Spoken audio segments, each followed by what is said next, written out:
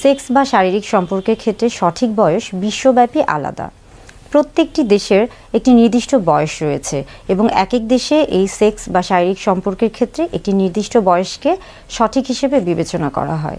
এটি মূলত নির্ভর করছে ওই দেশের আর্থসামাজিক অবস্থান, ভৌগোলিক অবস্থান, ওই দেশের রাষ্ট্রীয় আইন এবং ওই দেশের জনসংখ্যার জিনগত বৈশিষ্ট্যের উপর। আমরা যদি আর্থসামাজিক অবস্থানের দিকে খেয়াল করি, তাহলে একটি দেশকে যদি আমরা এভাবে বিবেচনা করি যে উন্নত, অনুন্নত এবং উন্নয়নশীল দেশ, তাহলে খেয়াল করে দেখব যে উন্নত দেশের নারী পুরুষের সবসময় শারীরিক অবকাঠামো উন্নয়নশীল এবং অনুন্নত দেশের তুলনায় দ্রুত হয়ে থাকে। অর্থাৎ তাদের শারীরিক এবং মানসিক যে পরিপক্কতা সেটা খুব দ্রুত তারা লাভ করে এবং যার ফলে তারা সেক্স বা শারীরিক সম্পর্কের জন্য উপযুক্ত হয়ে যায়। এজন্য দেখা যায় যে বিশেষ করে উন্নত দেশে সঠিক বয়স সেক্স বা শারীরিক সম্পর্কের ক্ষেত্রে দ্রুত বিবেচনা করা হয়।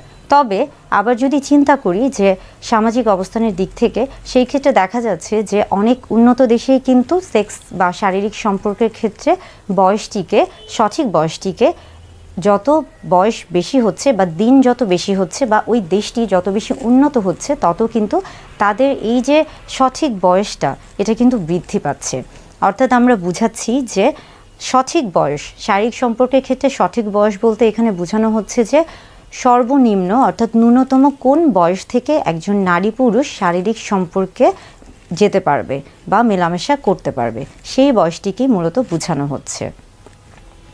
আবার আমরা যদি একটি জাতি বা গোষ্ঠীর জিনগত বৈশিষ্ট্যের দিকে খেয়াল করি, তাহলে দেখব যে বিশেষ কিছু প্রজাতি বা বিশেষ কিছু জাতির মধ্যে তাদের জিনগত বৈশিষ্ট্যের কারণে তাদের শারীরিক বৃদ্ধিটা ধীরে হয়ে থাকে, অথবা বয়সের সাথে সাথে তাদের শারীরিক বৃদ্ধি হলেও সেটা কিন্তু তাদের দেখা যাচ্ছে যে শরীরে একটা অন্যরকম একটা প্রভাব থাকে, যার ফলে তাদের যে শারীরিক এবং মানসিক এই যে সামগ্রিক যে পরিপক্কতা সেটা তাদের লাভ করতে কিছুটা সময় লাগে এবং যার ফলে তাদের জন্য এই বয়সটা কিন্তু কিছুটা দেরিতে আসে। অর্থাৎ জিনগত বৈশিষ্ট্য কিন্তু অনেক গুরুত্বপূর্ণ একটি বিষয়।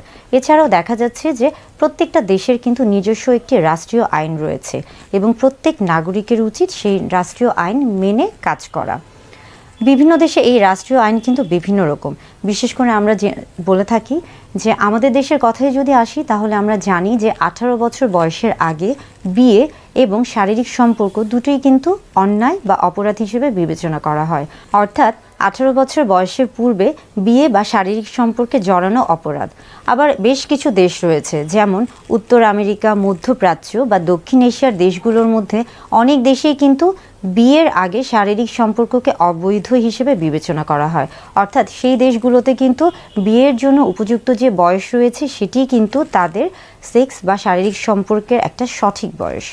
আবার বেশ কিছু দেশ রয়েছে যেই দেশগুলোতে খুবই কম সময়কে অর্থাৎ খুবই অল্প বয়সকে কিন্তু শারীরিক সম্পর্কের সঠিক বয়স হিসেবে বিবেচনা করা হয়। অর্থাৎ দেখা যাচ্ছে যে ন্যূনতম যে বয়সটাকে আমরা বলছি সেটা খুবই কম বয়সে হয়ে থাকে।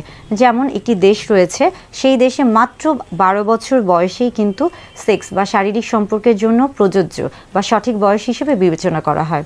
আমরা আসলে দেখি যে এক এক দেশে এক এক বয়সকে সেক্স বা শারীরিক সম্পর্কের জন্য সঠিক বয়স হিসেবে বিবেচনা করা হচ্ছে।